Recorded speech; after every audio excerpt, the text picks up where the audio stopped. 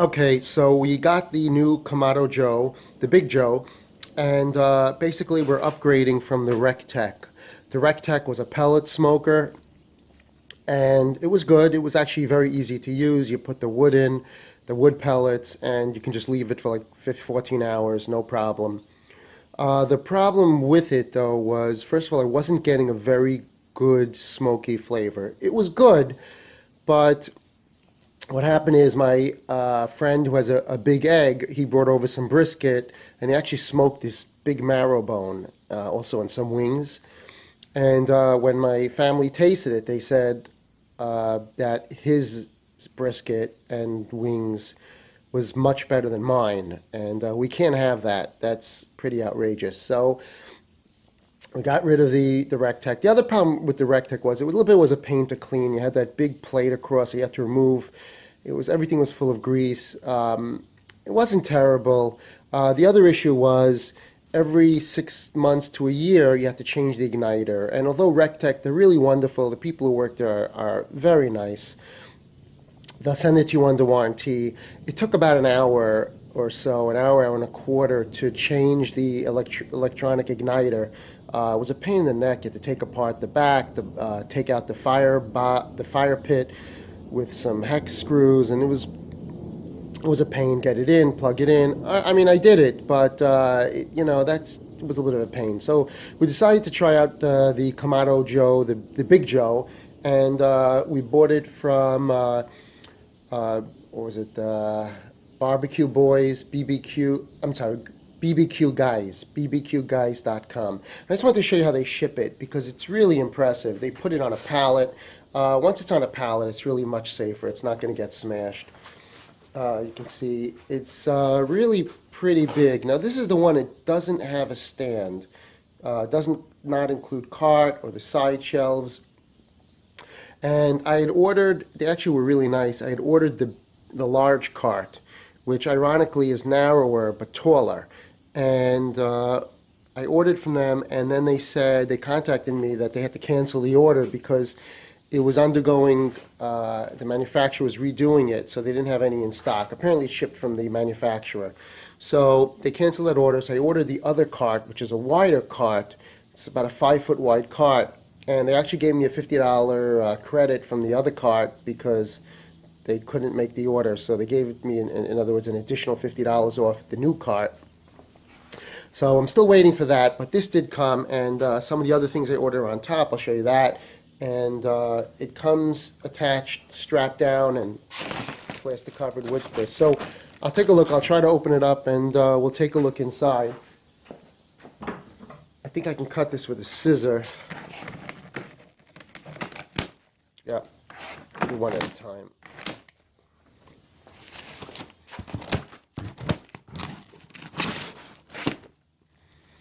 Dum dum dum.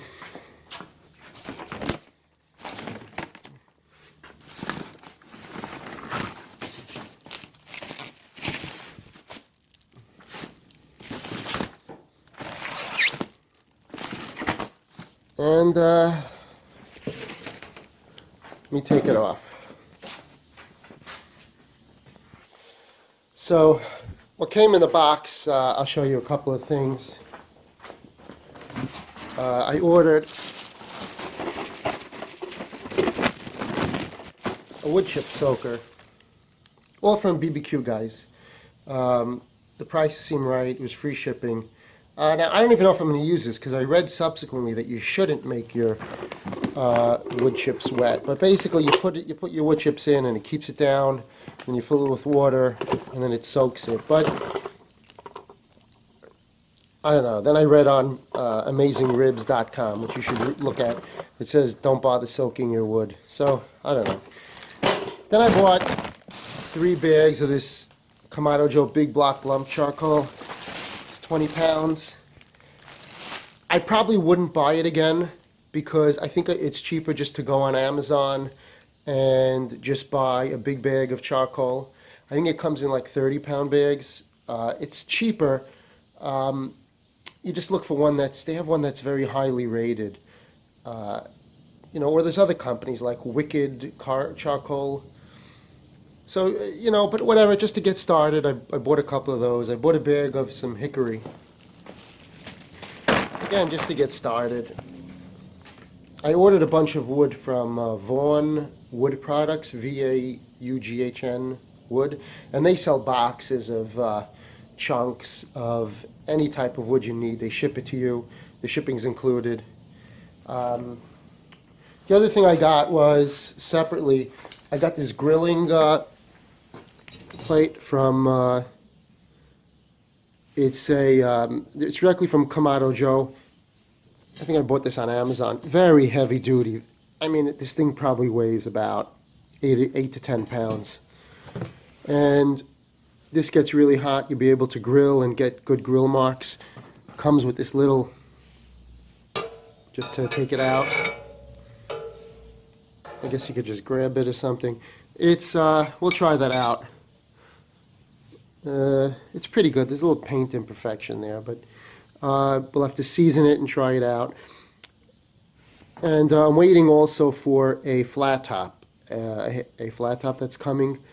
So you can order some of that stuff on Amazon. It's not bad. But if you're already ordering from BBQ, barbecue guys, it just makes sense to buy from them. It's pretty much the same price. Okay, so now what we'll do is we'll take a look at opening up the Kamado Joe box. The other thing that actually just came was I got this cover from Smokeware. It's to replace the one on the Kamado Joe, and what it does is you can open it and close it. I'll show you the inside. It's stainless steel, and if you look from the top, it'll protect the smoker from the rain. So if you're smoking in the rain, the standard Kamado Joe top, also on the green egg, they have a similar model for the green egg. It'll rain in, but what this does is it keeps the rain out. So I got this, I guess, in case it rains. I'm smoking in the rain. I can just put this on and not have to worry about that. And actually, one or two other things. Just I recommend this: a simple barbecue light, LED. You hit that, lights up, very bright. So when you're smoking at night. Also, you want to get a good set of grill gloves. I got these from Amazon. These two items were from Amazon. So we're ready for that. Okay, so I was able to get off all the plastic. I cut off with a scissor all the straps. And see, this has nothing. No cart, no shelves, nothing. It's just the smoker itself. So we're waiting for that cart, but all right, let me take a look. The hardest part is getting good lighting on these videos, so I'll try to do that. We'll take it off. And what you really should do is when you have a delivery, you really should not accept delivery until you open it up and check it. So really you want to be home, and in a perfect world, you're home, they deliver it, you check it out, and you're able to tell if there's damage. You want to reject the shipment. But in this case, I wasn't home, and I can't always be home, especially because with these shippers, they want to get rid of their inventory. When I say the inventory, what they're carrying, as quickly as possible. So when they drive it in from the warehouse, when they're driving it to your house, they don't want to drop it off at their warehouse. They want to get rid of it. So it's also in your interest. Do you want them to store it at their storage warehouse where it's going to get banged up or something, or possibly get damaged? You want to get that as quickly as possible. So in any event, I had them deliver it, even though I just had someone at home sign for it. But we'll take a look at it, and let's pray.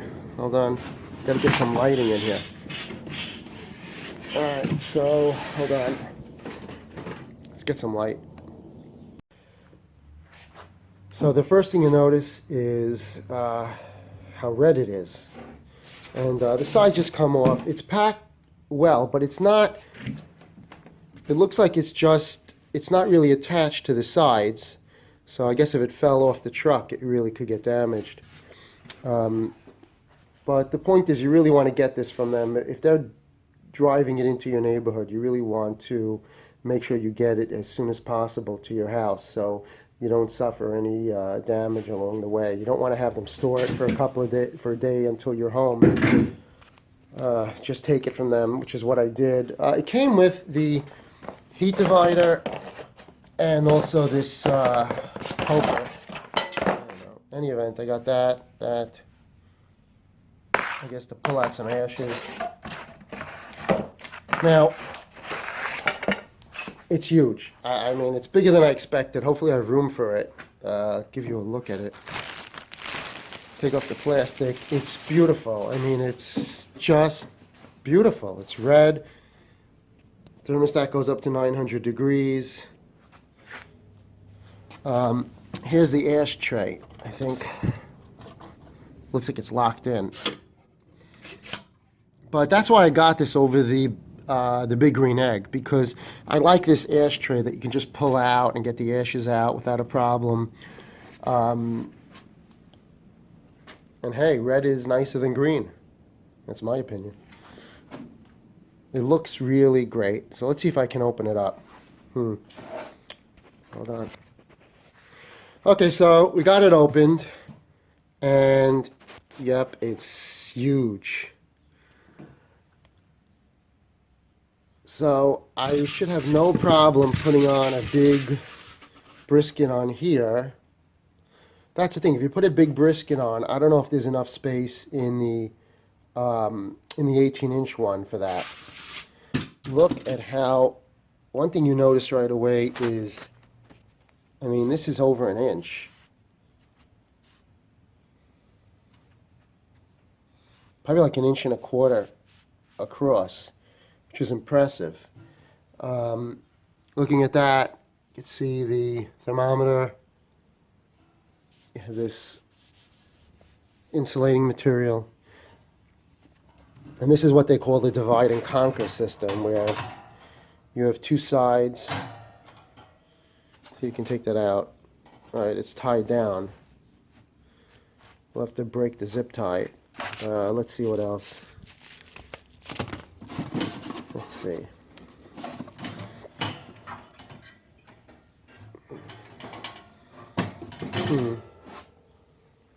We'll get a scissor. We'll cut this open and see what it is.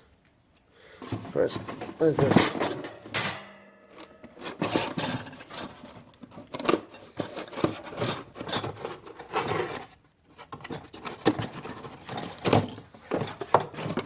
Oh, look how nice this is. So heavy. See, with the cast iron one, you get this nice, beautiful cast iron top. And that'll fit right over here. Doesn't that look nice? Huh. Everything is just a very high quality. You really, I don't think you can go wrong with this. I mean, it's just very heavy duty stainless steel. This, it's probably coated. I don't think it's stainless throughout. Probably chromed or something. But this weighs a good 4 or 5 pounds. Very heavy. And it's easy to operate.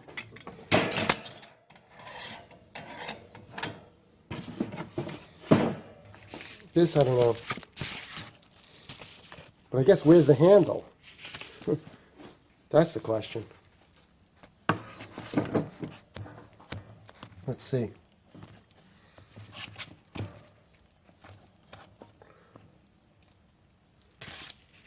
I'll open this up. See what's in here.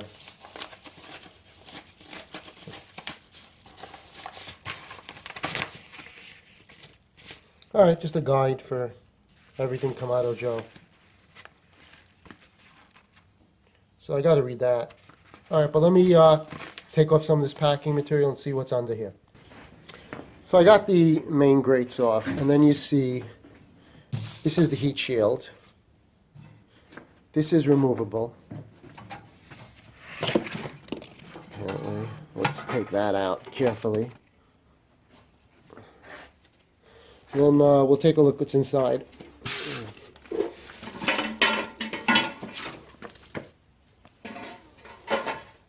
Okay, so once you look inside, You can see how amazingly they pack this. I mean, it's really with love.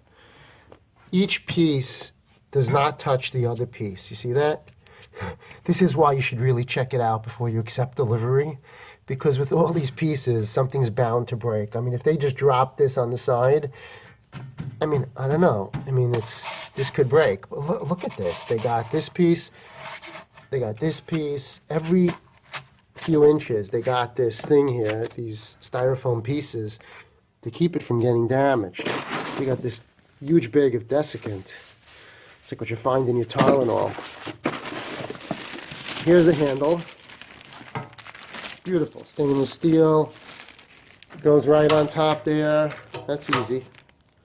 Easy to install. A grill gripper. I don't know what that is, but we'll check it out. We'll take that out. Well,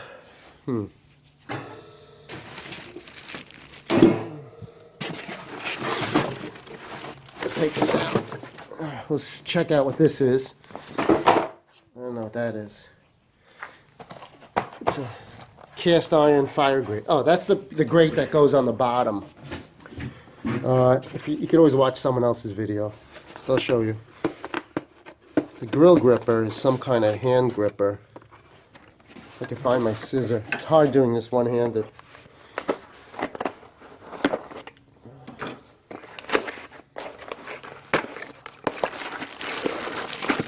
Yeah. Oh, some tools. It's always good. It's always good to have tools, but if you have a ratchet set, you really want to use that. I don't know. Alright, well, let's get to the bottom of this. But it's nice they give you the tools. If you don't have the tools, at least you got that. I don't know what this is. Oh, here are legs. Oh, that's good. So it does come with legs, and I guess that's great because I really wanted to try it out even before I get the stand. So at least maybe I could put it on these legs and try it out. You got 3 legs plus 1 leg. That's interesting. And I got all this stuff here. And then you have here all the styrofoam, or whatever this is. It's foam.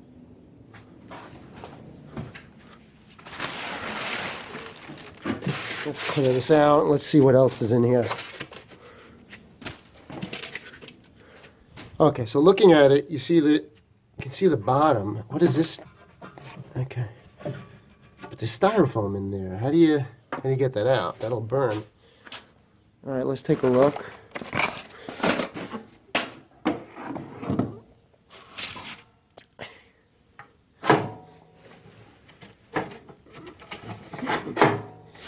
I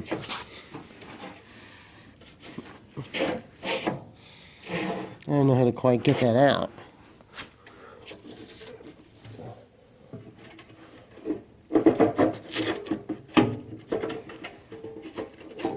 Alright, somehow we gotta push this. Oh, okay. It comes out. Look how nice that is. Everything is just beautiful. Stainless steel.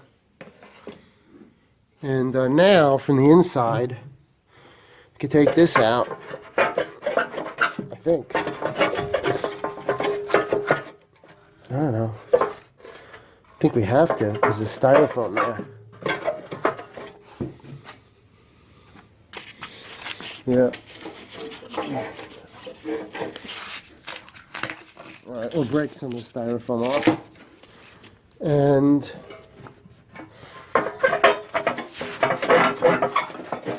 this has got to come out.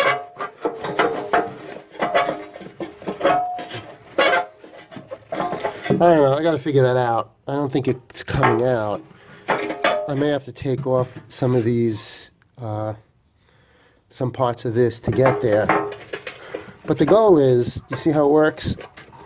All the ash falls here and then goes into the ashtray and you can pull it out. I think I'd probably have to remove this and then lift out this to get that out. But okay, that's not bad. I just can't do it with one hand. So this is where we are for now. I'll put the handle on And I'll tell you one thing, I have no idea how I'm getting this out. It weighs a couple hundred pounds. I don't know. We'll figure it out.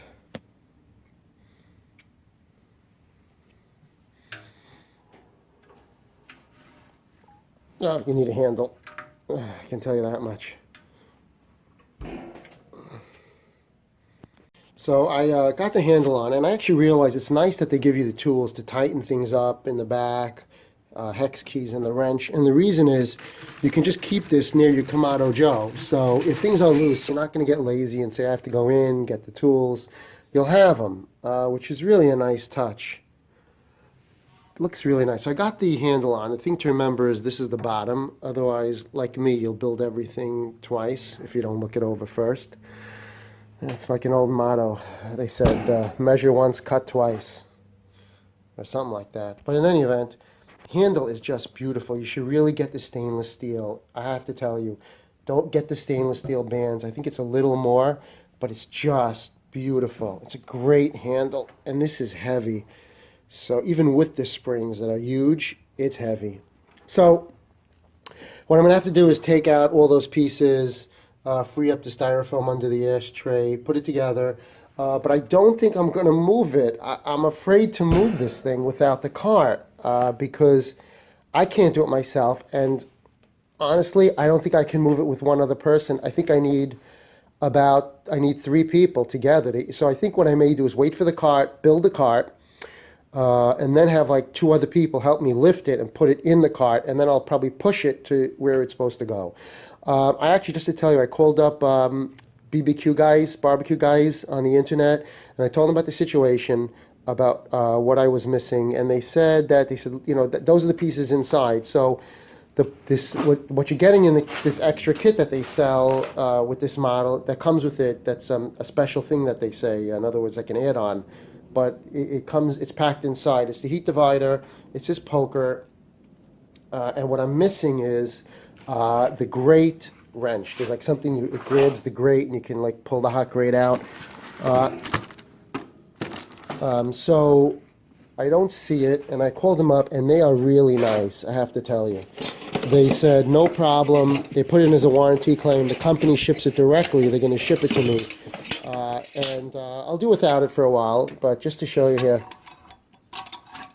this goes on top. How's that? Trying to get you good lighting. It's not easy. Look at that cap. The stainless steel is definitely worth spending the money on. So just so you know. That's chrome. I don't know. But whatever it is. I don't know. But it's just really nice. It feels good. It's easy to turn. Easy to adjust. So I'm going to probably use this one most of the time. And then if it rains, I'll switch to my rain cap. So I got to just take that label off. And that's really a good advice. You should really check the hinges before you rely on them.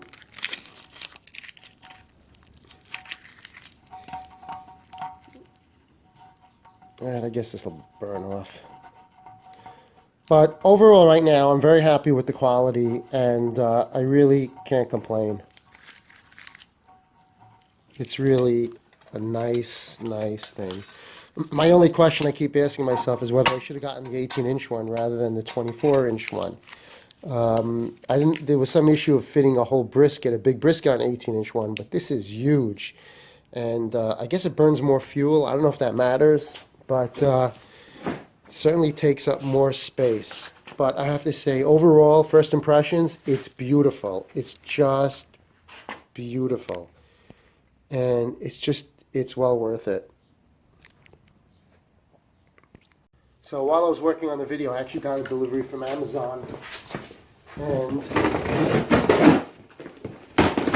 it's something else that I ordered. It's the Kamado, they call it the divide and conquer system. Just to show you. It's cast iron half griddle. Now, I've already shown you this. This is for grilling. It's a very heavy cast iron grill plate. So you could use half of it. Half of it I intend on grilling. And then if I want to, I can use this griddle plate. Now let's take a look at it.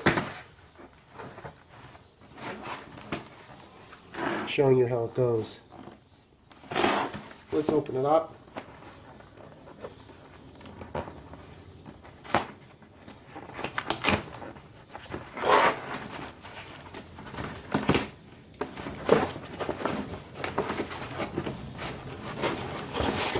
It also comes with a handle. But this one actually is nice. It comes with a little string. That one didn't, but it did come with this. Just good.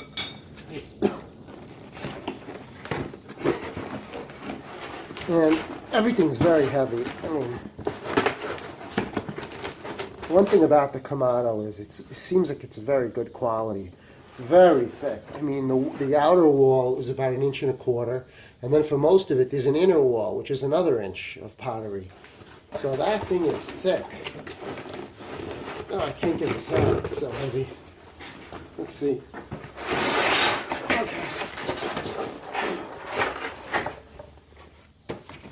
So I'll show you what this looks like. Now this is, either way, you could use it either flat. One side is flat, great for making smash burgers. And the other side, give me some more light. And the other side, it's a two-sided griddle. I think for burgers I'd put it on the flat side, but just to show you.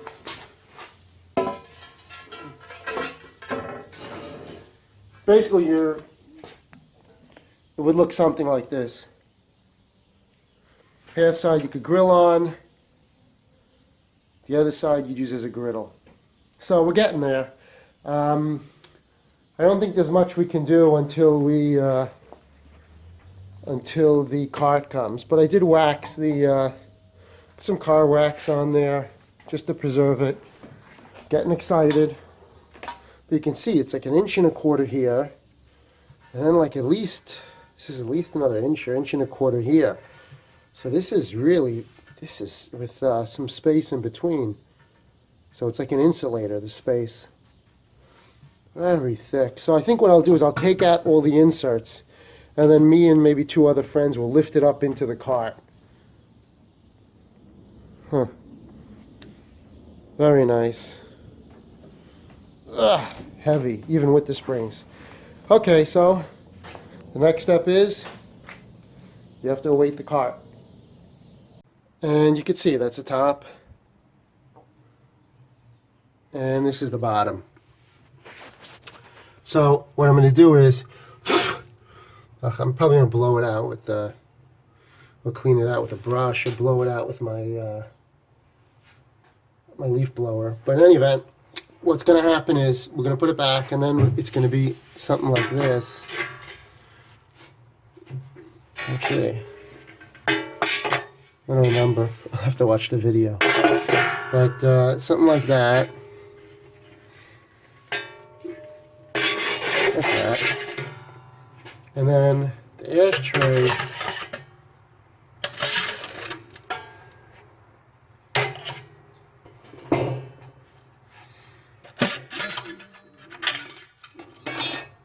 The ashtray is going to go in.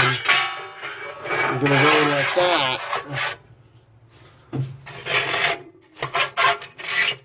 So you can easily remove the ashes. And this is one of the nice features of the Kamado Joe. You don't have this, you don't get this on the green egg.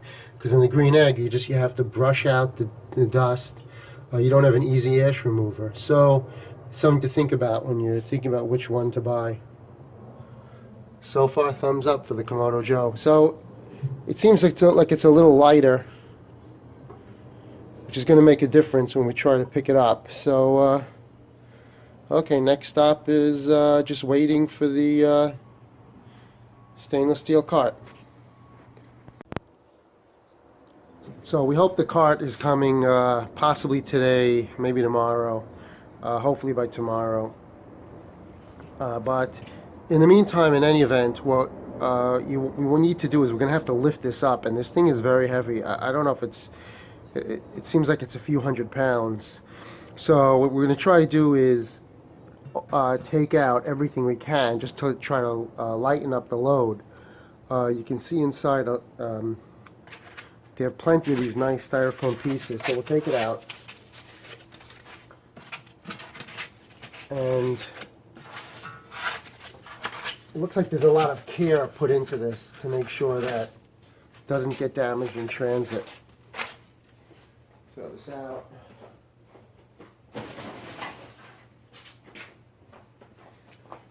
So there's this top level. Let's see.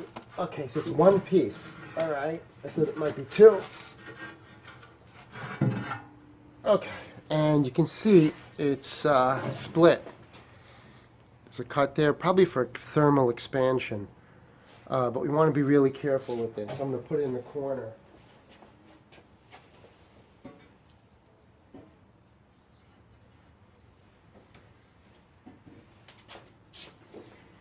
And now you can see more of these guys.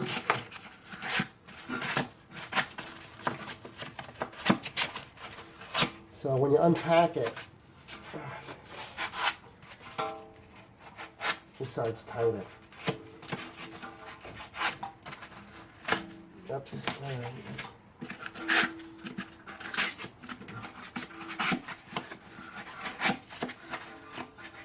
Must be like a dozen of these. Yeah. Let's see. Let me push it. Hold on. We'll get that one later.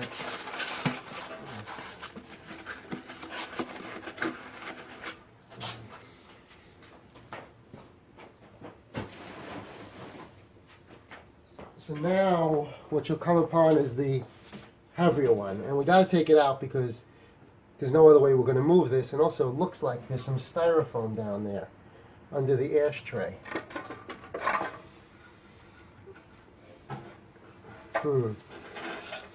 This itself is pretty heavy.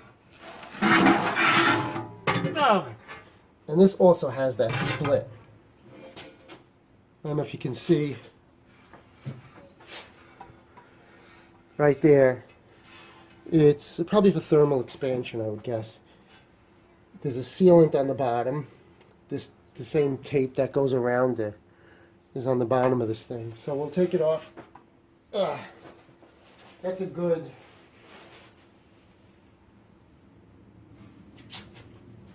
That's probably a good 20 pounds.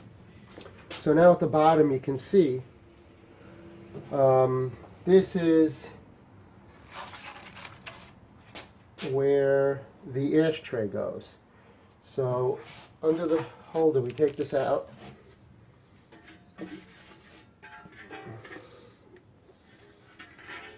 Really nice piece of stainless steel. And then in the bottom is styrofoam, which obviously you have to take out, otherwise it'll melt.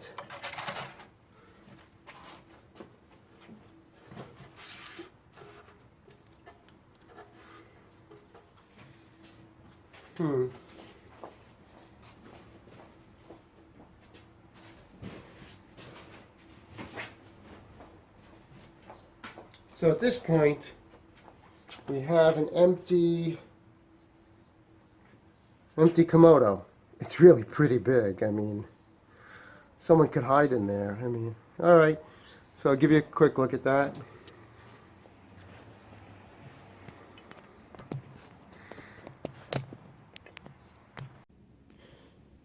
I ordered the stainless steel cart for the Kamado Joe, Big Joe, from barbecueguys.com. I'll put the link in. It's really a great place to order from. They've been fantastic. And basically, the Kamado Joe Big Joe, from what I understand, they don't make a wooden table for it, probably because it's too big, too heavy, it gets too hot.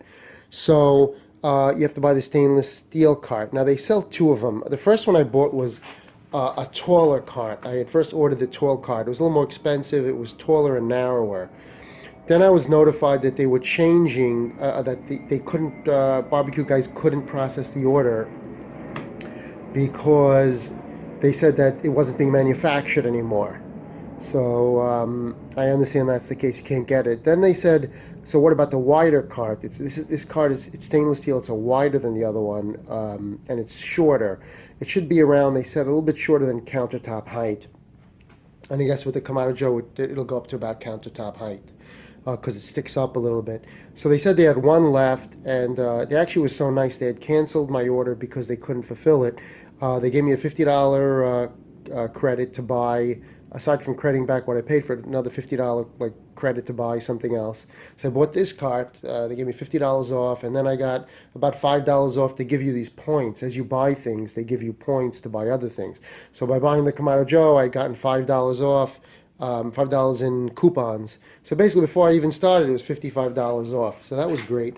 So it's all wrapped up very nicely. As you can see, it's palleted, really big pallet. So I guess I'll have some firewood, and we'll start taking this baby apart. So it seems to come in two boxes. You have this box on top I emptied out, and it says on it SS Kamado Top XL BGE. So I think it's basically it's a standard cart that fits many models, and this top where the Kamado fits into determines the size. So this will fit the, I guess the Kamado, it says the XL, I guess the Big Green Egg, or which is really probably the same size as the Kamado Joe Big Joe, which this is. So looking at it, it has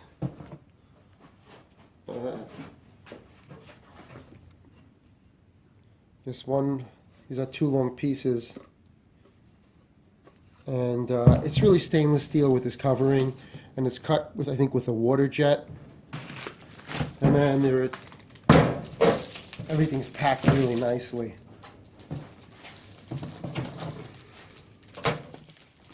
Cut this off. This is probably the last part of what you put on.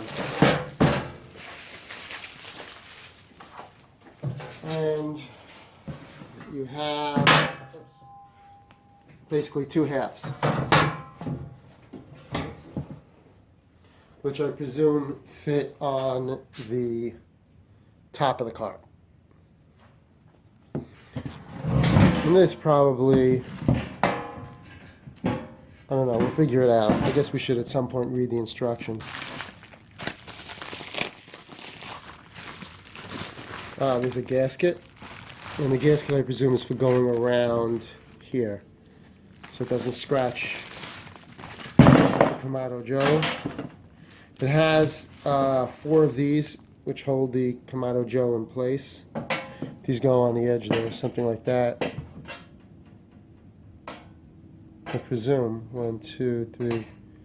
Looks like there are 4 holes. Okay. There are plenty of screws. Put this back.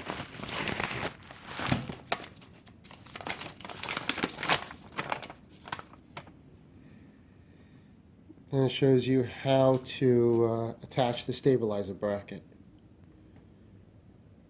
Top card. Alright, so it looks like you're putting this on after you put the Kamado in. Okay. Makes sense. Okay, so now that we've taken all the straps off, we've taken off the first box. It looks like without the straps on, it looks like it's strapped down to the pallet, and we can just somehow take this off. So we'll try that. I don't know if the ceiling will accommodate it, but let's see. So now you have the bulk of the cart, and I'll show you how it comes in the box. Looks like this is one of the sides that fold down. That's great. You know what? It's really not bad. I was afraid it was too wide, but it looks to me as though you can just easily fold down the sides, and then you can just, it's not that big, it's not that obtrusive when it's not in use. Another good thing is I'm going to get a cover for this, so I don't need such a big cover if I can just fold this down, which would be awesome. All right, so this is probably the back. This is one of the sides. This is the front. So I think I'm going to leave, and this is all connected. So it looks like it's mostly connected, actually. I'm not sure I have to do anything other than put on handles. And maybe the wheels, if it comes with that, I believe. All right, but that's great. All right, so we'll start to unpack it.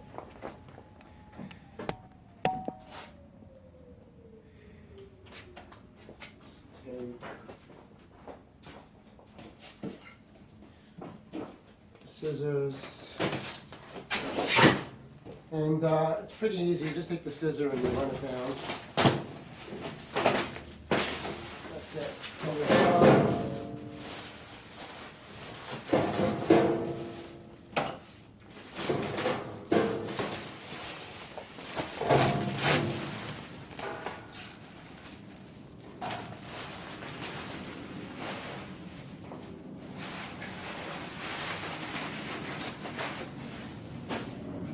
Okay, this is pretty heavy, I have to say.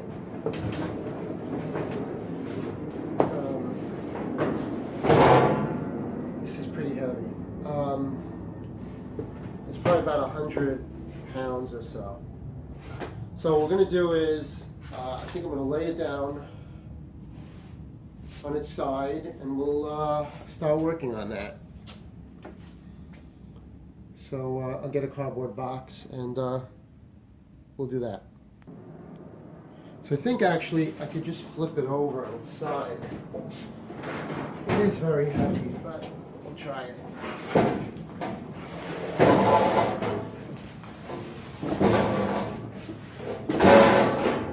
Okay. Oh, terrific. It has the wheels on it. There we go. That's actually terrific. Let me show you the bottom of this thing. Now, usually you have to install the wheels, but this is terrific. It's got the wheels. Okay, they're all in the open position. So we'll put it back down. Let's just see if there's anything else. Well, we'll open it up when, I guess when it's back on its feet. So that was for nothing, but whatever, it's all a learning experience. Okay, so I got it out, and it's on the wheels. Packing material. Lots of packing material. It's really packed beautifully. And it rolls really with ease. I mean, you can push this with one finger, you can push it, even though it's 100 pounds, because it looks like you have some nice ball bearings in those, in the wheels. It's just a pleasure. I mean, it's great. All right, so let's see what else is in here. Okay, pop that open. Nothing in there. How do you open this? Okay. Now we're talking. Comes with cutting board.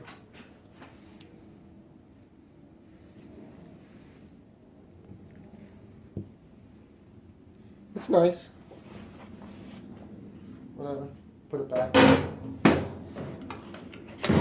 It has one of the handles, which we'll take a look at.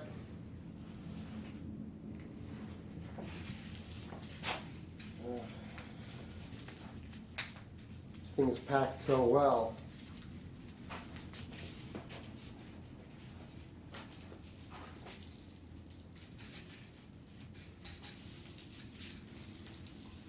Okay.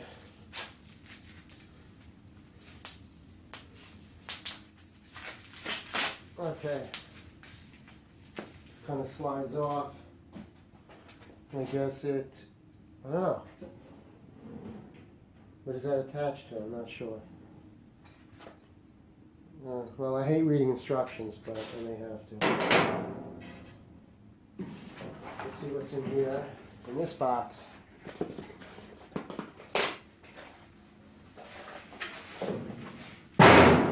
Okay, so it comes with smaller handles.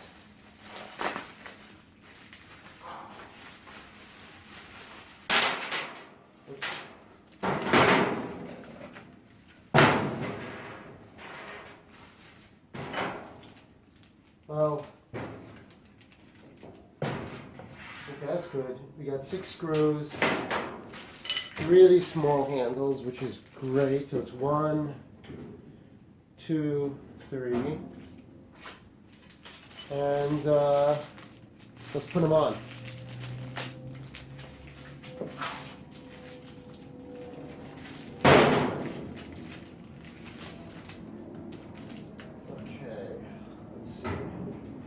Let me see.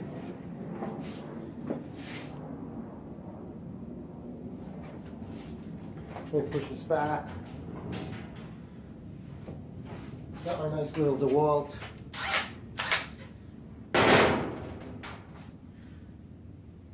Oh, actually, I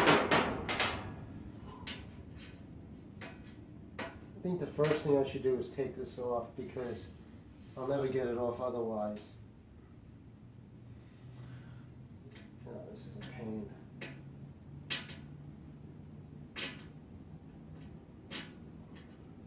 Alright, so you work on a corner and then you fail at getting it off, so you just keep trying.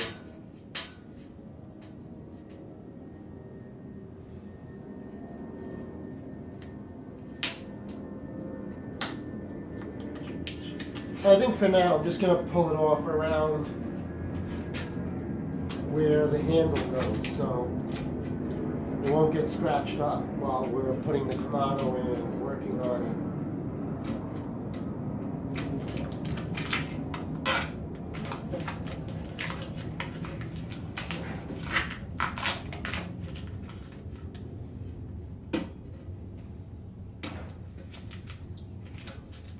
Oh man, this is really a project. If you have kids who can help you take this stuff off, maybe you could just call it a game, like stickers or something, and have them help you. Well, my kids aren't helpful, so it is what it is.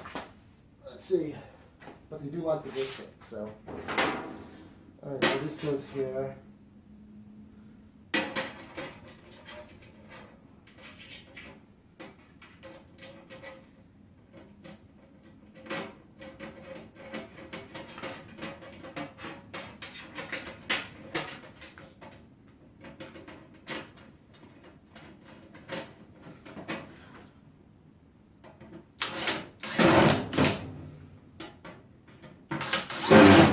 That's it. Really, you should use a screwdriver. It's really the better practice. You could really tighten it better. Maybe afterwards you just touch it up with a screwdriver. Let's see the bottom one, if there's anything in there. Okay, well there's nothing inside here. So I'll just put on those 2. Then the question is, where does this go? I mean, it's got the screws in it. I just don't see, this looks like it's open. The Kamado Joe goes in the middle. There's nothing here. Well, you'd want to pull it. It looks like you'd pull it. It wouldn't go in the back. Maybe it would be on the side. I don't see any holes. Huh. Oh, here. You see that? Yeah, I think it goes on the side. So I'll put that in and let me just see. How do these come up? Okay, so you have to, you get this, pick it up, it locks in, but it's very solid. It's nice. Okay. Let's take this up.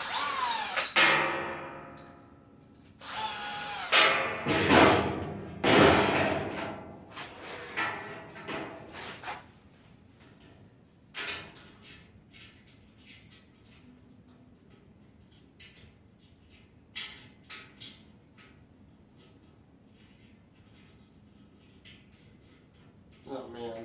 All right.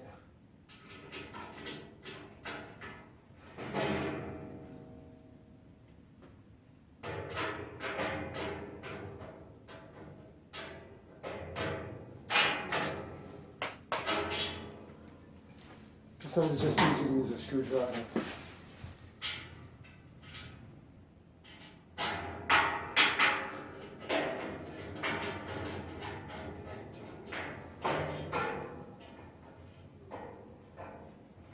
Okay, that's one.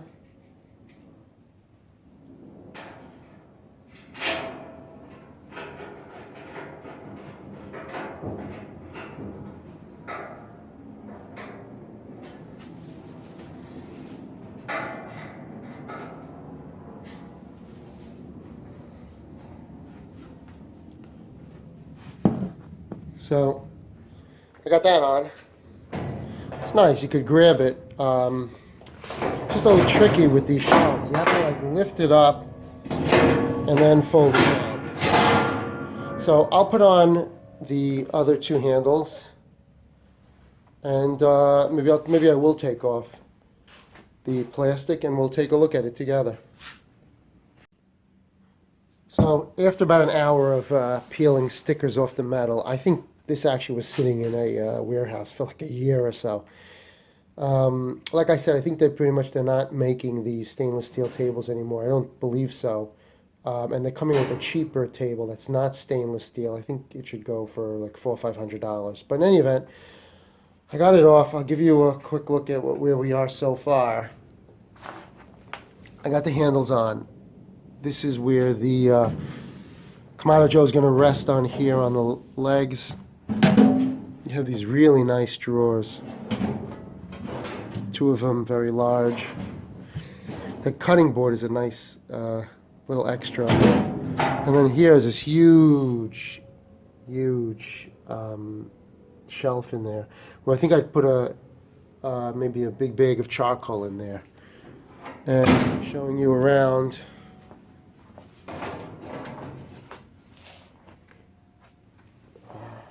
It was a nightmare getting those stickers off. But here we are. You only have to do it once. And the only thing is there are no instructions for this cart. So none at all. So it's obvious that this goes here, right? And that this piece goes on the other side. I'll connect that. Let's get you some light.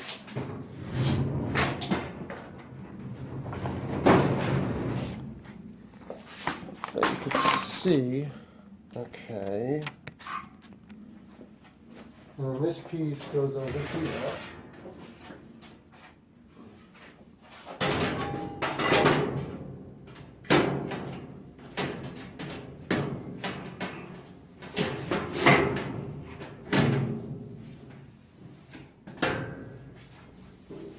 So it goes something like that, which would give us the circle, and there are screws that I can loosen from that inside and put that on. So that looks about right. And then there are these two metal brackets, and they each have 3 holes. I'm not 100% sure where that goes. There's really no instructions other than putting the stabilizer brackets on. And we still have this to put on. So I don't know. Let me get these on, and then I'll just try to figure out what this would do. It looks like this would hold it up, but I don't see where you would put it. Maybe across this way? Yeah, maybe that's it. Yeah, I think that's what it is. These go underneath, like here. They're going to go underneath like that, just to provide some more, just to tighten it up. And that'll go underneath, and after that we could start working on the Kamado. But that's like a 4-person job, so I'll need to get 3 friends over to lift that up to get that in there. And I was thinking actually of leaning the cart down on the ground and putting that in and lifting them both up, but I don't know.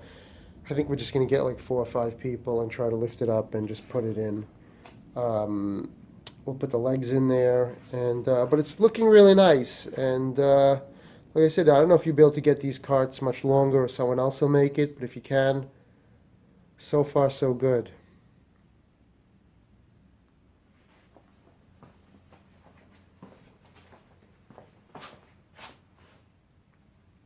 So I was able to get the front on, but I've come across an issue. This fit nicely in the front because there's nothing here. You see there's nothing there. So these two are identical, these 2 pieces, but the problem is in the back you have this, it's flat. There's something here. So this piece is not going on right. It's actually, if you look at it, when I lay that on, it can't push enough to go in there. You can see it's not going in because the flat part, this back is blocking this lip here. I don't know if you can see, there's a lip there. There's this lip. This part is not letting it go flush to that. So I think what I'm going to have to do is, you can either cut this off, or I'm probably just going to bend it flat so that this will go flush against the back, and we'll get it on. I mean, it shouldn't be this way, but whatever. So in the end, what I did was, it was a real pain in the neck, but I was able to bend back the lip. As you can see, this was tucked under. And so I bent it out so that this will meet up with the other piece over here to make the circle. But what I did was, I think I decided just to leave this one on. I put the gasket on here, and we're going to, this way it'll be easier to get the Kamado Joe on the shelf. Put the ceramic feet down, we'll get it on there, and then I'll put the front circle around it. But this way it's easier because we could just lean it on here till we get it over there. I think it'll make it a lot easier, hopefully, or else we'll be doing it twice. This is fine. I may put a piece of tape over it just so that the cover doesn't snag. Let me just show you what else. So we have to wait now for a couple of guys to come, a couple of friends. And I want to show you the wood. I got the wood from Vaughn. And I'll put all the links on the bottom of the video. But look at this. Look how great this wood is. They call it gourmet chunks. This is oak, and I ordered oak and some cherry. This has the bark on it. You can pay a little more if you don't want the bark, but I don't see a point in that. It's fine. It's just beautiful. It's just so dry, you can't believe it. I mean, it's just beautiful. So I got about 2 40-pound boxes of oak, and I think a small, like a 20-pound box of cherry. That's just really nice.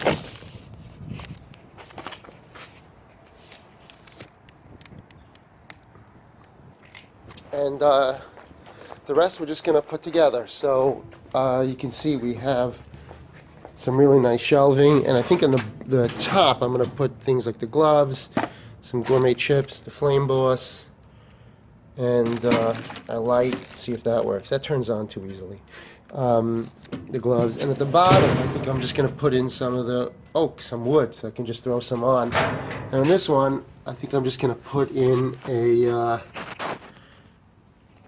one of the charcoal bags. I think that should fit in there. And that's pretty much it.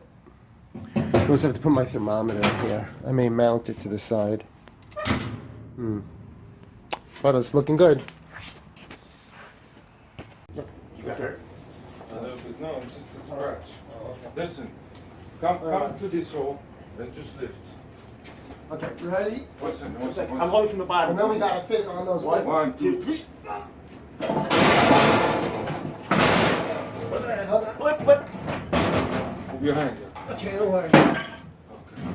Awesome. One more. Okay. Hands good? Hands Wait, are down good? the Yeah, don't worry about me. Put Hands your are hands good? down. No, wait. Well, this All one right. moved. No, you're not This having will to move. shift it. Wait. You know what? Lift it up, lift it up. Tell me how much to lift. Okay, wait. Okay. Okay, Put wait. down. Yeah, hold on.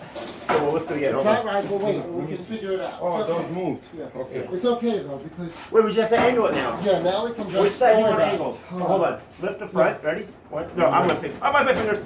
Okay, put it down now. Put down. Okay, how's the back? This one. I think we did good. Just gotta slide in. Hold on. It's easier. Yeah. This one's not in there. This one's totally loose, by the way. Because Okay, this is hold on, sitting. hold on. Sorry. But it's sitting. I got it. I see the See? problem. This one is. We're too far back. It's crooked. You see? You gotta leave some room, man. You're gonna place to park.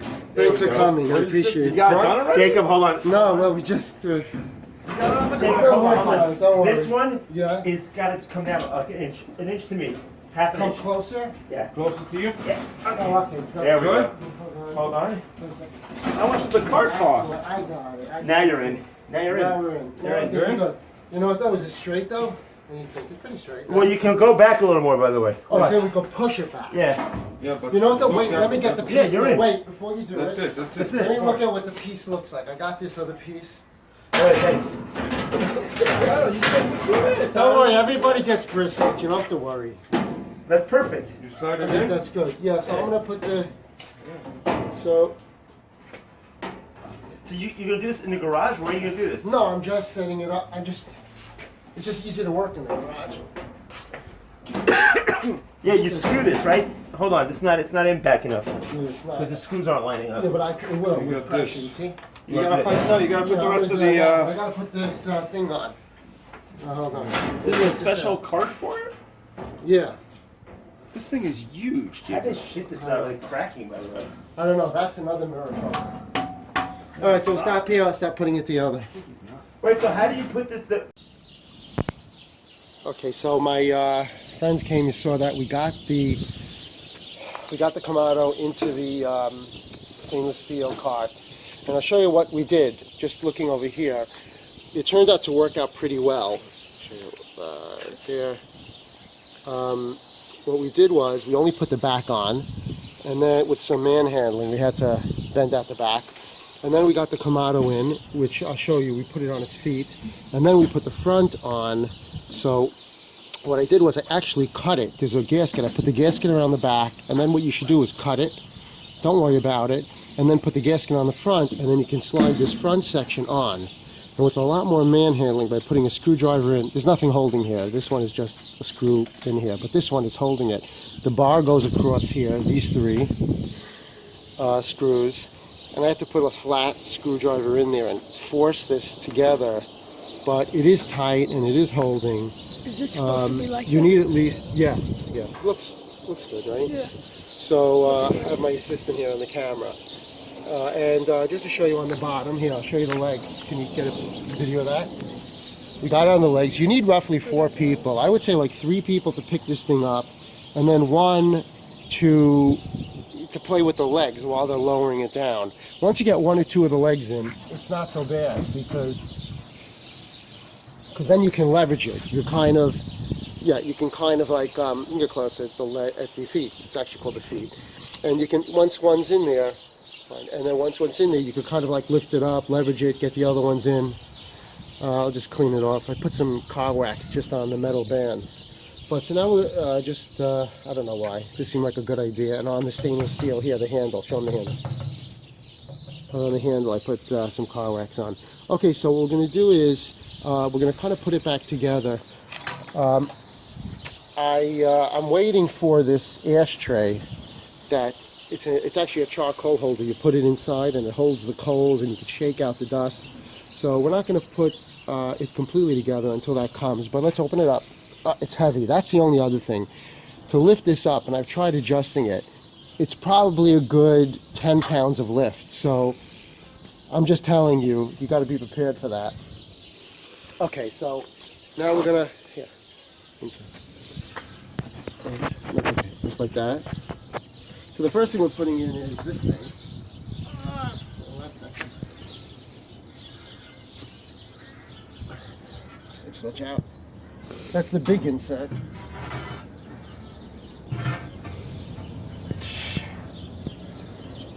That goes in first. I would put the cut in the back because that's the hottest part, from what I understand. But I don't think that's possible actually, because the section where the cutout is for the ashtrays in the front, so it's actually got to go in the front. And it's got to line up with this, where the ashtray is going to go.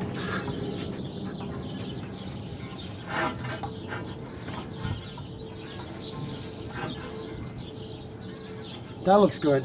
And you got to put this in.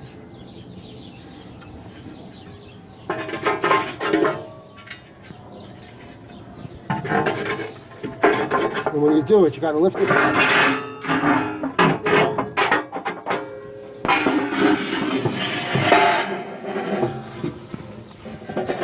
Put that in, make sure it's aligned again.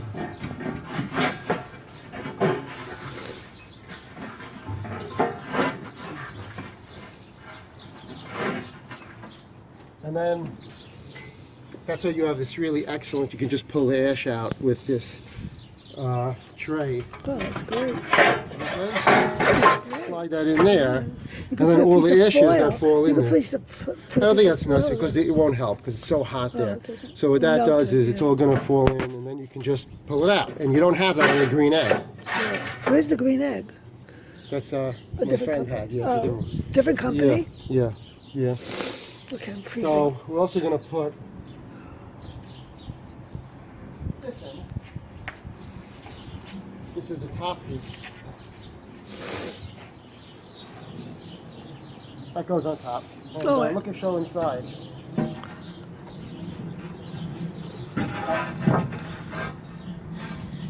And typically you would then put this piece on the bottom, the metal, but we're not going to put the metal in because we're getting that special kick ash tray that holds the ashes. And it holds the coals and basically allows for more airflow, so you don't need to use this. You'll get better. So you're done? You're done, Yankee? Hold on. I think that's pretty much it for now. I'll give you a quick view around, and you can see I put some tape there just so that the cover doesn't get stuck on it. But it has some nice. The drawers are really nice. These trays, fantastic, and also. We finished up in here. Here's all the toys. This is the soak wood. This is a rain cap. It's actually two pieces you could replace. If it rains, it's heavy. You could replace that cap, but I find also you could just put this on top and it keeps the rain out. So cool. That is so cool. Yes. And I put in the thermopen. And so you can just grab it. And the other tray, I put in my wood. Oak, mesquite, hickory, and some cherry. Easy just to grab it, throw some on.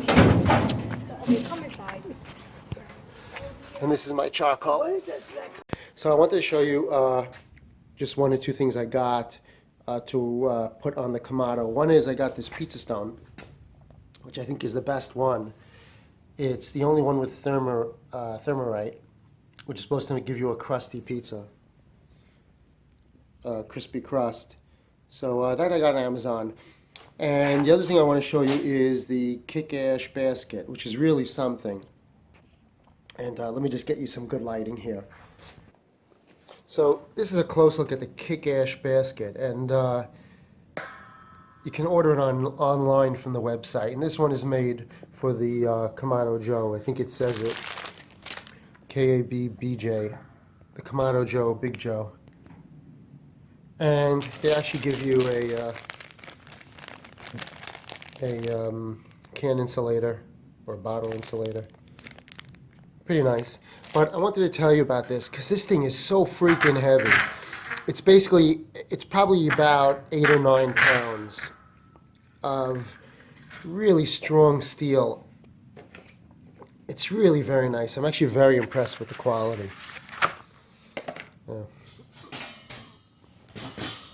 On the back, you can see it's just great. And you put the lump charcoal inside here, and you can see it'll allow a lot more air to go through the charcoal and burn.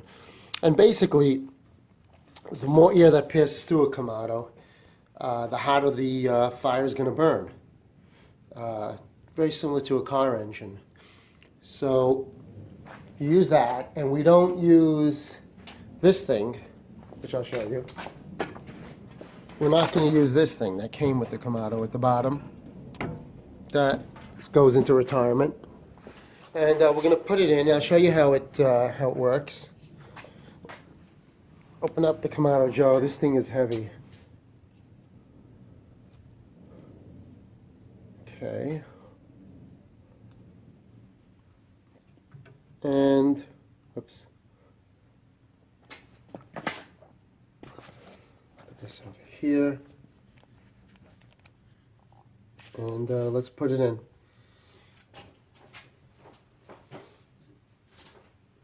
So, fits right in.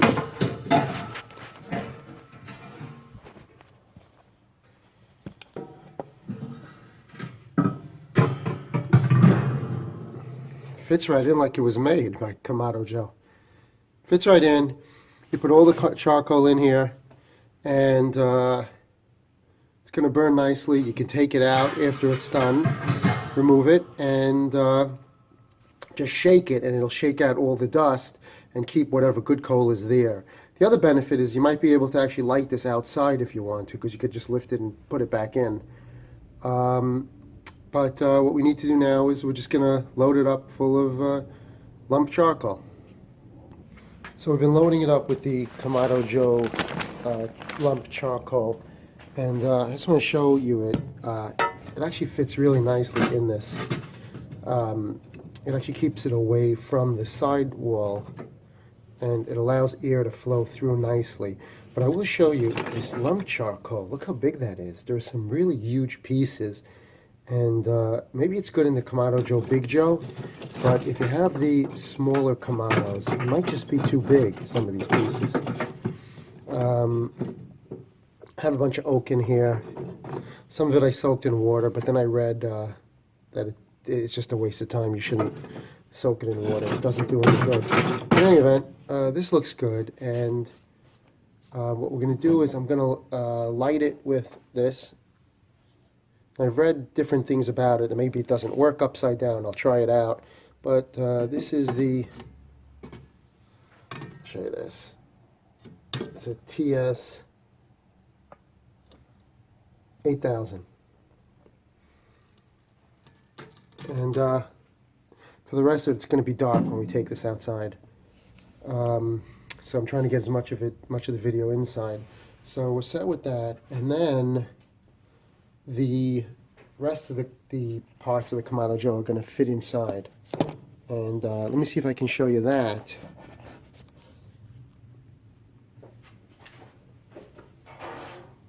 Basically, let's take out the light.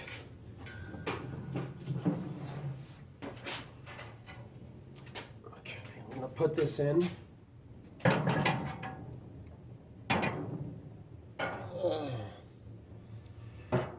This is going to fit on top. The camera's blocking it. Okay, so this is going to fit on top, and that's the heat deflector plates. And then I'm going to put this tin pan on. I'm going to fill this with water so that the briskets get nice, are nice and moist. What I'm also going to do is I'm going to put a little salt in the water just to lower the boiling point. I haven't read about this online, but I think it makes sense. You put a little salt in, lower the boiling point, and more of it will evaporate. It'll force it to evaporate into the meat. And then on top of this goes the grates and the meat. I'm also going to have to set up the flame boss. So we'll do that, and I think we're ready to go. So we're going to light this for the first time, and got my propane torch. And let's see how it goes.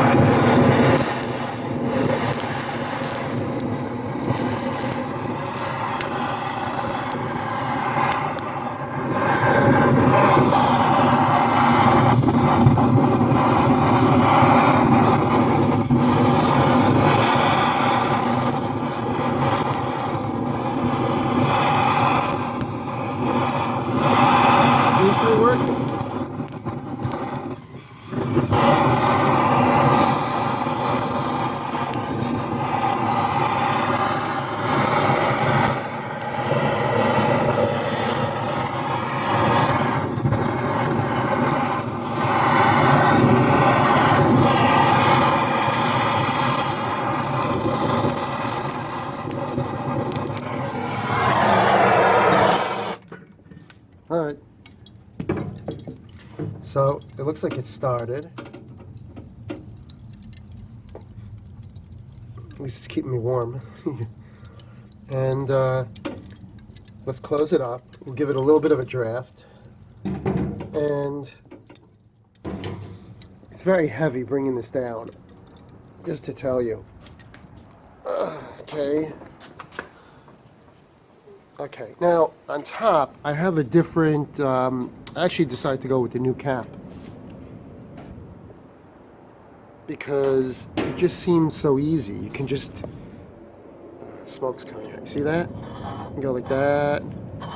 We'll close it off entirely. So as you open it a little bit, it's open a little bit on all the sides, see? I think it has three sides.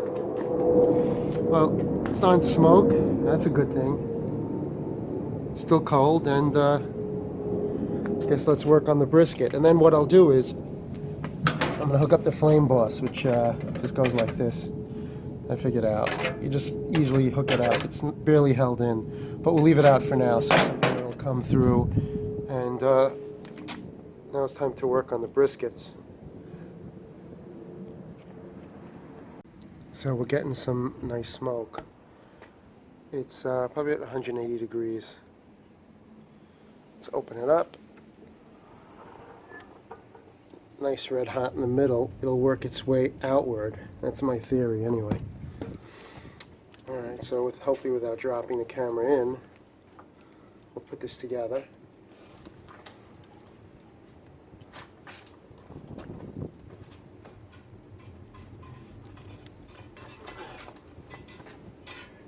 This goes in.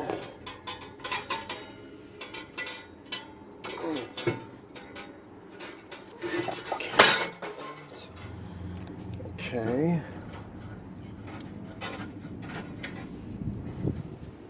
On.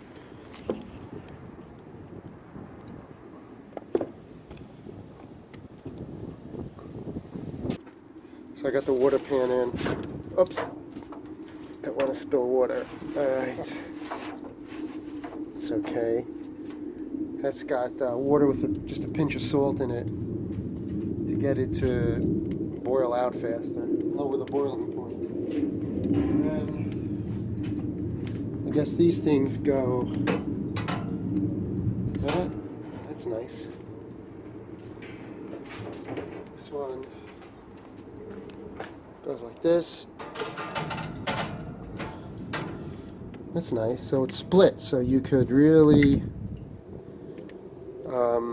you could lift it up if you want to get to the bottom. Huh. Wonder if you could turn them the other way also. Let's take a look. Yeah, so I rearranged them this way, so you can just lift this up and then lift up the bottom. I can hear it crackling under there. So let's close it up and let it warm up.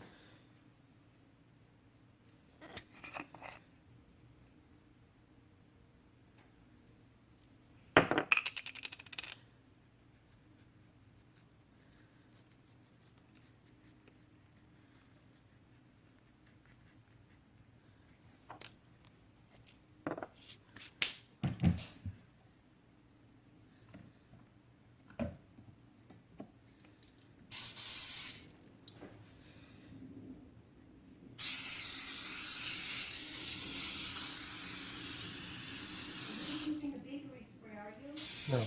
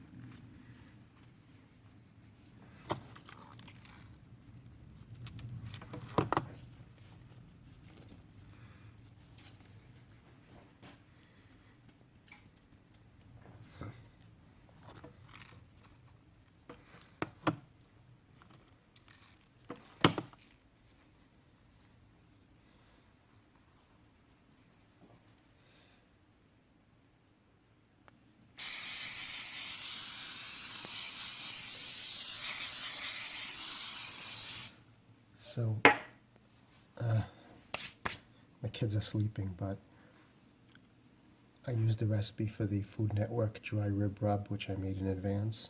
Put a little extra garlic powder and ground up fresh whole peppercorns from Costco in a coffee grinder. I think that's fresh and the best. Do the other side. This is an 18-pound brisket, and we have a 14-pound brisket as well, which we're going to put them on, and we'll be done.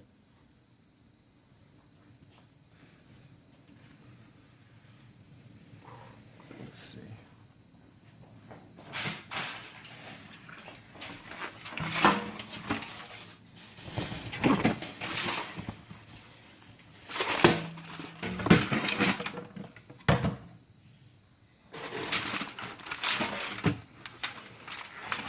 Oh my gosh, it's heavy.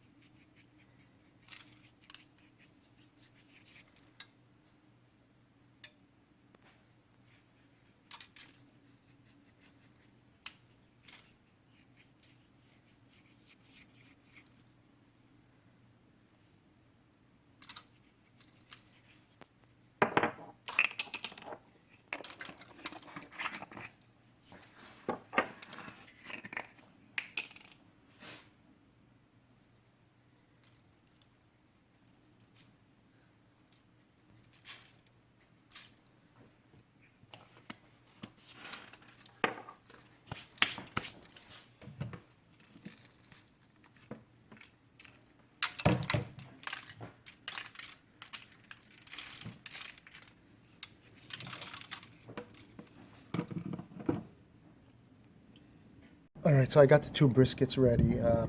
One is about 18 pounds, the other one's about 14 pounds. They're really nice. Sure. Here, and I'm gonna put them on. And basically, I couldn't really speak because my kids were sleeping. But I put on the. You could just Google it or the link. I'll put the link below. The Food Network dry rib rub. I put that on. That was when I wrote my rub. First, I sprayed it with oil. Then I put the dry rib rub on. Sprayed it with more oil, and I put a little extra garlic powder, onion powder, because that's what people like. And the reason we have so much brisket, actually, well, let me tell you what I did to it. After I did that, I also put on fresh cracked pepper I bought from Costco, the big peppercorns. I put it in a coffee grinder, and I put a ton of it. I really like black pepper. It's great on brisket. So usually I just do salt and freshly cracked pepper the way Franklin does. But I decided with this particular meat, it depends where I get it from, but this one I find it needs a little bit spices. It tastes better. So we're going to put it on. And the reason I have such big briskets is whenever I smoke a brisket for myself, I just tell my friends that I'm going to be smoking, let's say in a week or 2 weeks, and they can either BYOB, bring your own brisket, or I'll buy it and they'll pay me back, and I do the work for free. I'm happy to help out my friends, and so that's what one of my friends said. He wanted a big brisket, so I'm giving him the 14-pound one. I also have to make the big one because you saw the people who are helping me put together this the Kamado at the table, and they all deserve, or at least expecting, brisket. Not all of them worked equally as hard, but they'll all get brisket. So just to show you, it's at about 225 now. And it's smoking. I'm gonna put on the my flame boss in a couple of minutes, but let's first get it on, and we'll show you what it looks like. Got this little light. We'll put it on. Okay, and got the pan of hot water in there, smoking. Let's get these babies on.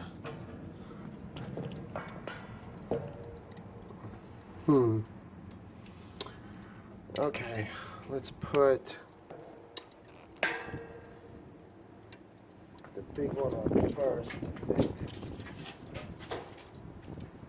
And I'm gonna put the fat cap. I'm gonna put the fat cap down, which is what I read, so that it catches all the fat that melts and keeps it like a glove.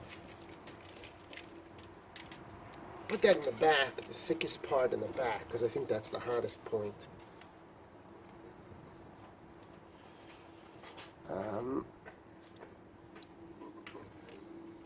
Oh, it's hot. Okay, and let me just take this off, and we'll put the other one on. Sorry. It's smoking really nicely.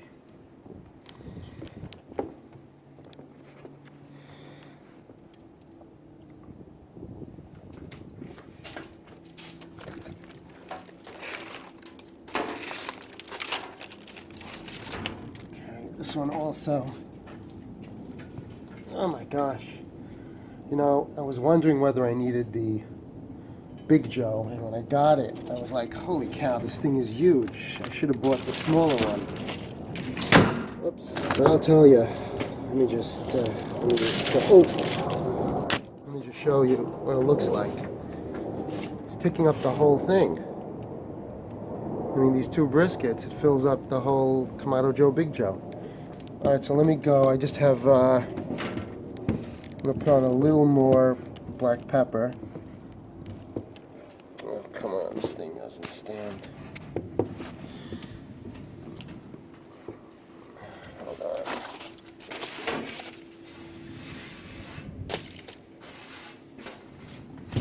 Oops. Let's just put a little more black pepper. It's best when you grind it fresh. And then I'd forgotten to put some smoked paprika on. So we'll do that as well.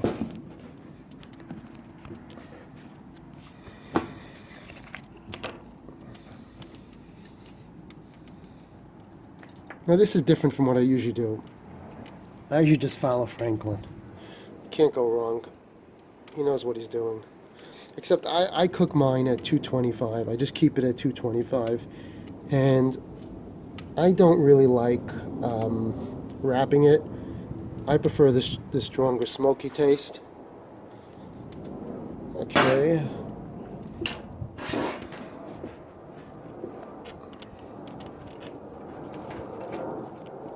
And put this away. I'll show you what it looks like. Now, let's get some light. It's all about the lighting. You can see the Kamado Joe is completely full of wonderful meat. Oh, there's fire coming around the bottom. Can you see? I think because the top's open, it's going to get too hot too quickly. So I'm going to close this up. Also, I don't want to keep... I want to push it together. I don't want it staying over the edges where it's very hot.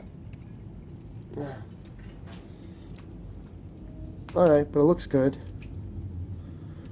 And I think that's good. So let's work with the flame boss now.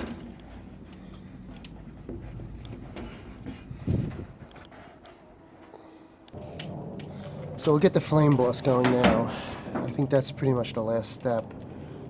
Got this. We'll plug it in. Just plug it into an extension cord. And comes alive, it boots up. So it has my settings. I don't know if you can see it. So first thing we do is we put the fan in. Just kind of hooks in. Right? Oh, so it's first I want to download a new operating system. It's going slow. Alright. Because it's far away from the Wi-Fi. It's downloading 6%.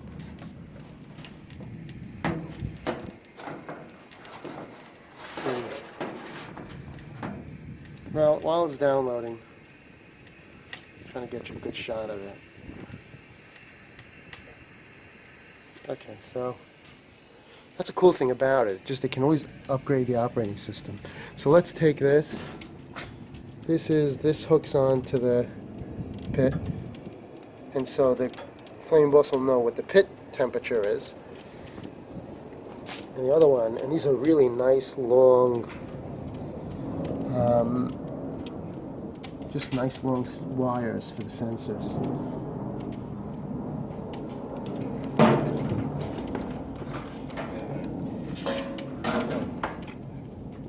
Hold on.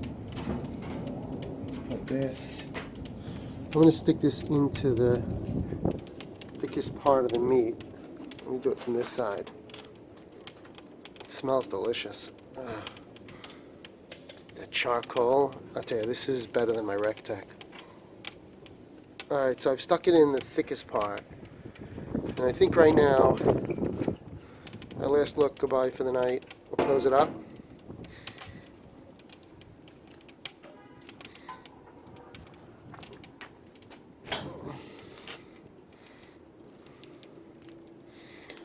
Keep this open just a little.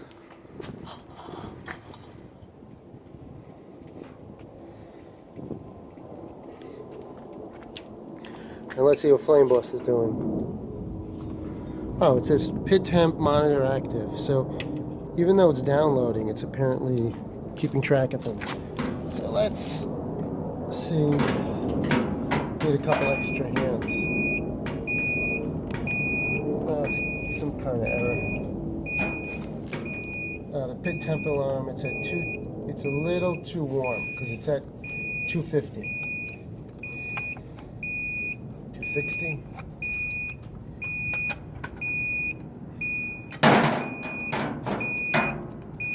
Alright, we'll figure it out.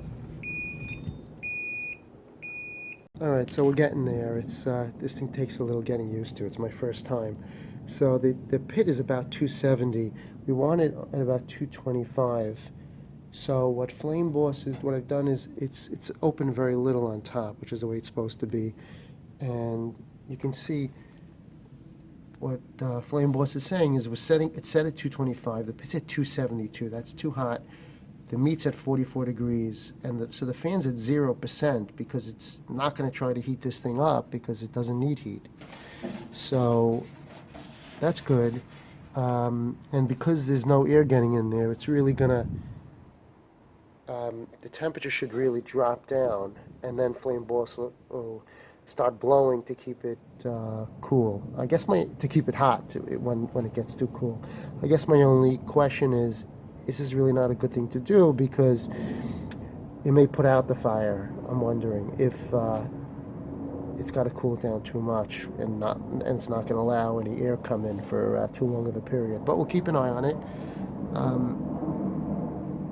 and we'll come back. Just to show you how cool this is, this Flame Boss. I came back, set the pit at 225, and the pit is now at 223, so the fan has that variable speed fan, so the fan's at 14%, 16%.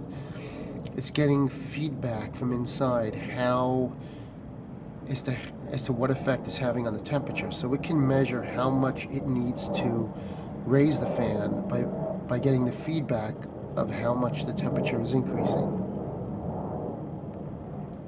So it's like a feedback loop.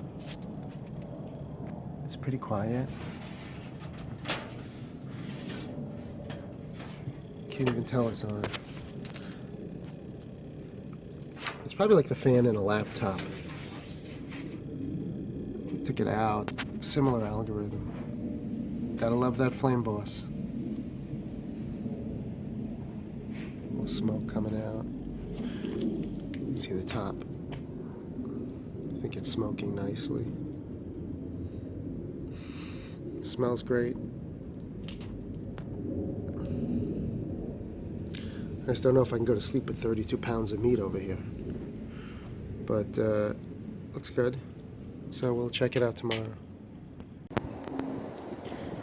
So we're at, the meat's at 159. I'll probably take it off at 193. The pit alarm went off. The temperature went up to like 246.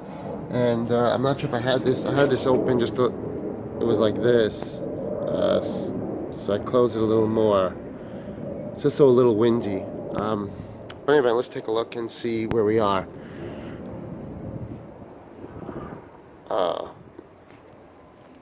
Looks really nice so far.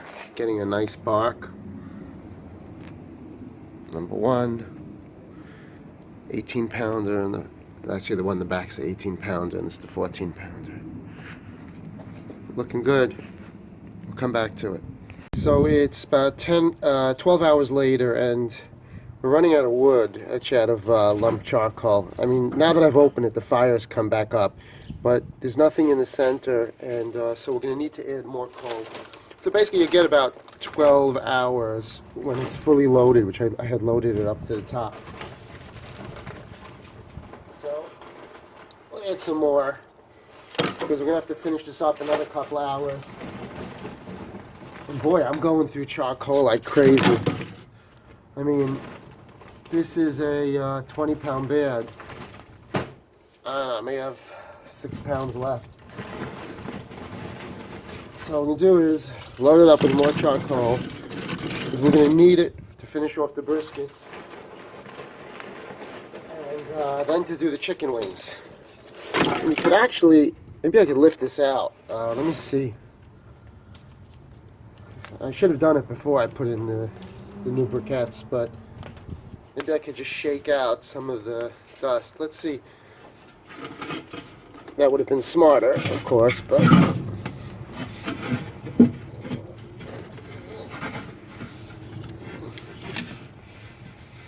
it's so heavy, man, this thing. Okay, so we could shake it. Let's see how that works. Put it over here. You say you could shake it if I don't burn the grass up and get out all the dust.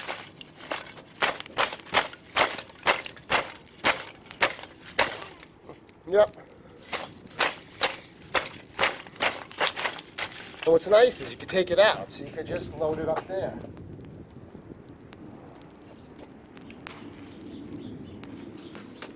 So let's load it up.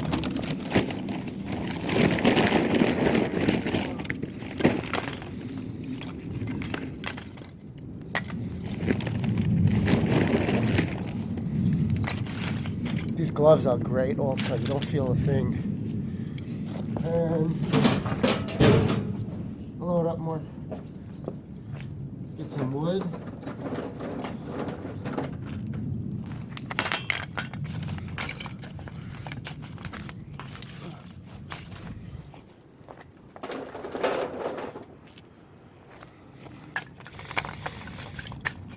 That should be good. We'll add a little cherry to it.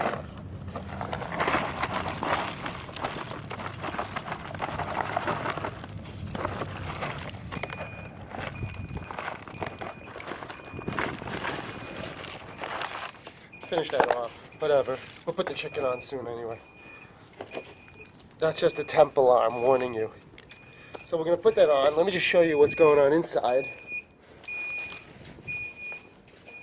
Inside, if you missed anything, but I put over here, in the meantime, I took the whole thing out, which is, it's easy to work with this thing. You just take out this ash thing, is just great. Put the wood on, and back here, you can see inside all the dust. We could just brush it down the center.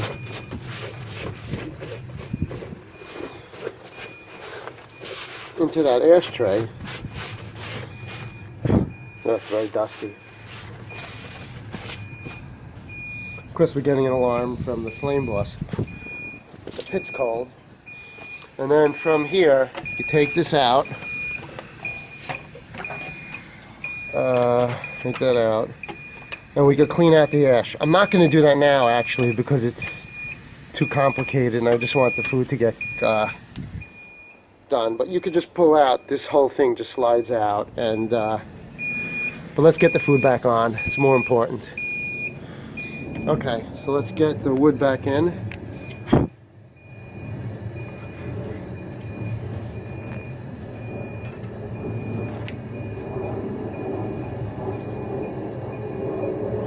Okay, let's get this wood back in.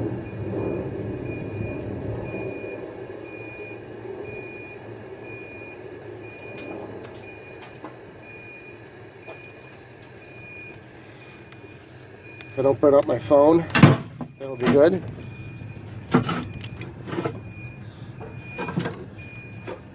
Okay, let's put the rest of this thing on.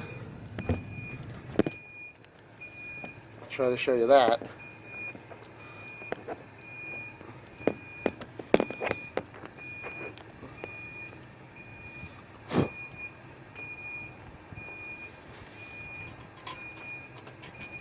Okay, let's put this on. I'm going to put in some fresh water in the water pan.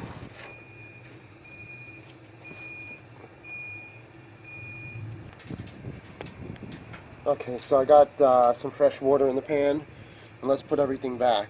It's not that hot, so I could just lift it up by hand now.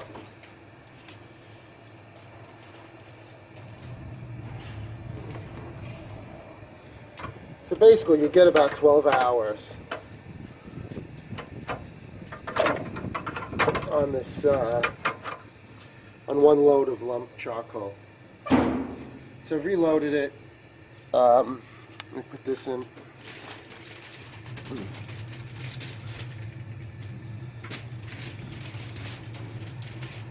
All right. That's a pain in the neck, but it's more difficult because we're doing 2 briskets at once, which you're probably not going to do too often, but I may, because now my friends will want me to do briskets for them. Alright, so everything's back on. We'll close this up. Let's see what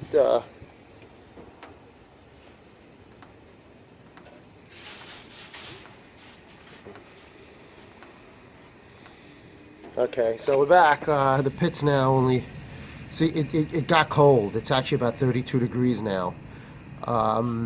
So the fan's kicking up. Actually, now it's going down. The pit's going up to 72. I guess it sees that it's going up, so the algorithm is saying, all right, let's see what's happening. It's dialing back the fan. And that's it. So I think we have enough wood in here now, definitely to finish the brisket, and then to put the chicken wings on. We'll come back. This is my first time, so I can't claim I know what I'm doing, but we'll figure it out. See that? Alright, so we kind of ran out of time. I made it a little higher and crutched it. And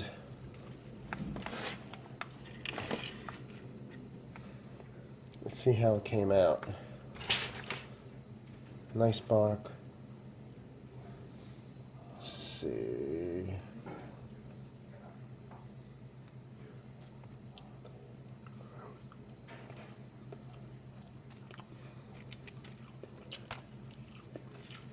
Very good flavor.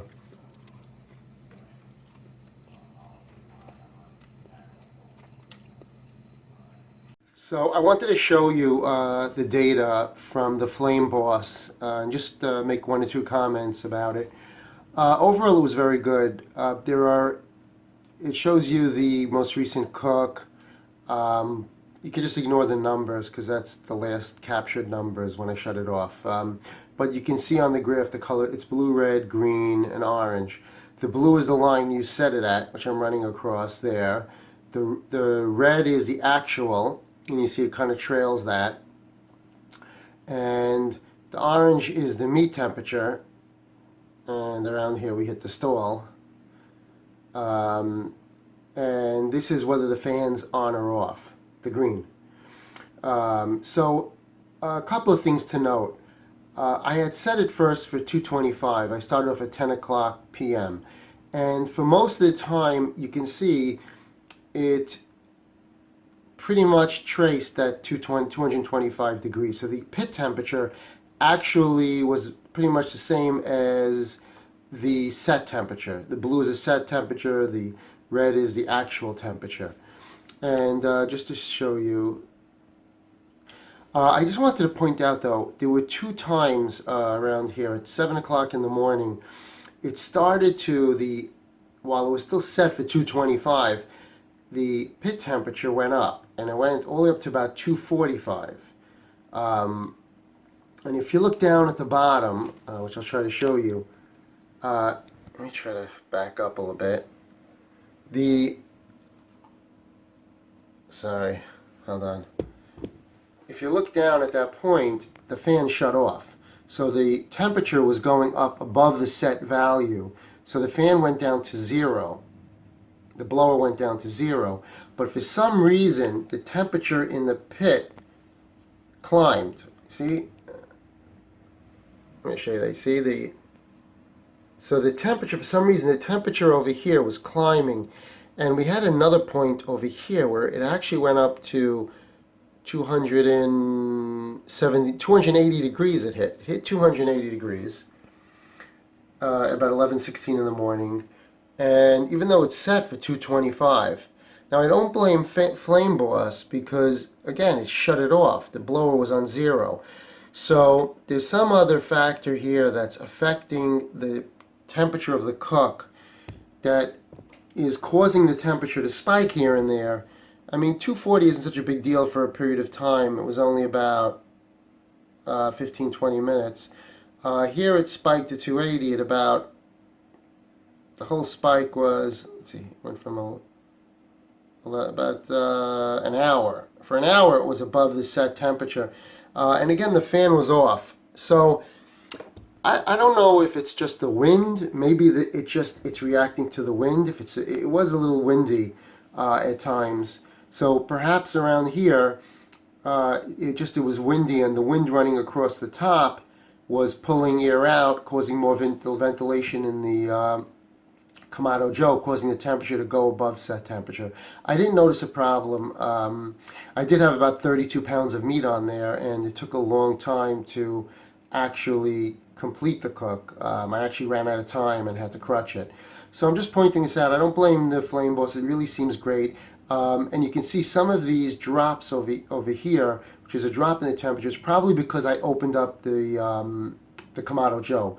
What I would recommend is they should have on this graph, they should have a dot where you opened it up, because the device knows when you opened up the hood. And it says it puts it into a hold for a couple of minutes. It won't. I have it for a 3-minute hold. So there should be like a black line mark there that you open the hood to show that. And again, over here with the temperature dropped, I probably opened it up, and I opened it up. But as I raised it, you can see the blue is I've raised the set temp. The actual temp kind of followed it. Here I probably opened it, and then it went up. It didn't go past it. So it's just 1 or 2 places where it went above the set temperature, and it could be the wind. Maybe maybe I have the top open too much. Maybe I could try to close it a little bit. And indeed, after I saw this happening, I did close the top a little more, and it looks so far after that I don't see anything above the set temperature, so that's good. So let me just talk to you about it. When I was using it, I had gone from a Rectech to the Kamado Joe, and this is the Big Joe. So it's pretty big. It's about 24 inches a circle, and it's huge. So on the Rectech, I was burning about 1 pound of wood pellets for every hour, and what I'm using on the Kamado Joe, the coal and the wood, I'm also burning about a pound of lump charcoal. Now, a pound of lump charcoal provides a lot more heat than a pound of wood pellets, but it's pretty efficient. You know, I'm pretty happy with that. A pound an hour of lump charcoal isn't bad, and I think a pound of the lump charcoal is cheaper than a pound of the wood pellets per hour, burning hour after hour. Um, so I'm pretty happy with that. Though I will tell you, I did run out of uh, coal, and at some point I could see it wasn't able to keep up with the temperature. At some point I saw it was dropping. I don't recall where it was, over here. Um, and I could tell that even with the fan going, it wasn't able to keep up the temperature. It was approximately 12 hours into it. After 12 hours, I noticed that most of the coal was burnt out, and I had to add coal and wood. So basically, you're getting about 12 hours, and this was running. We were at 32 degrees. I should tell you that. At 32 degrees, I was burning about a pound an hour, and after 12 hours, I had burnt almost all the lump charcoal. So you'll get about 12 hours, and it is a little bit of a pain. You have to take. It was difficult because I had two briskets on. I had to remove both briskets. And so I had to remove everything and put the lump charcoal in. You know, with something like the RecTech, it just kept running and running. You could run 20, 30 hours straight, and you didn't have to worry about that. The other thing to think about was, so it was a little more difficult, but it wasn't a big deal. I replaced it once.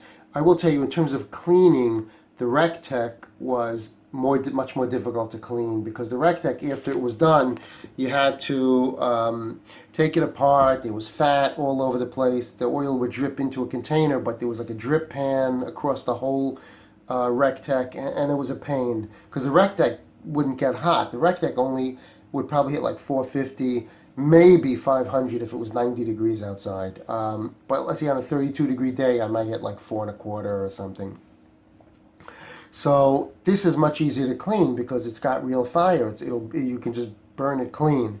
So I think that's really a plus, that you can just run this Kamado Joe and clean it without a problem.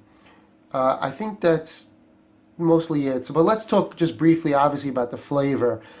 I would tell you this, the Kamado Joe is heads and shoulders above the RecTech in terms of flavor. The RecTech was fine. I made a lot of good briskets there. The flavor was good, but I would tell you that with the RecTech, you tasted it would taste like smoked, like the wood. You tasted the smoke.